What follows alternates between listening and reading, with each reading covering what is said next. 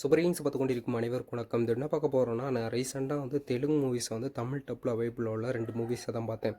First movie the goat stand off the nobody. இந்த மூவி Netflix OTT ரிலீஸில் தான் இருக்குது. தமிழில் கூட அவைலபிளாகவே இருக்குதுன்னு சொல்லலாம் இந்த படத்தை. இந்த படத்தில் ஒன்லைன் என்னென்னா, ஒரு பையன் ஒரு 17 வயசு பொண்ணை லவ் பண்ணதுனால எவ்வளோ பிரச்சனைகள் ஏற்படும், அவன் கோர்ட்டு வரிசையில் போய் எப்படி ரிலீஸ் ஆனான்னு தான் அந்த படத்தோட கதை ஒன்லைனில். இந்த படம் சரியான ஒரு லவ் ஃபிலிம்னே சொல்லலாம். கண்டிப்பாக ஒரு வாட்சபுள் ஃபிலிம், கண்டிப்பாக பாருங்கள்.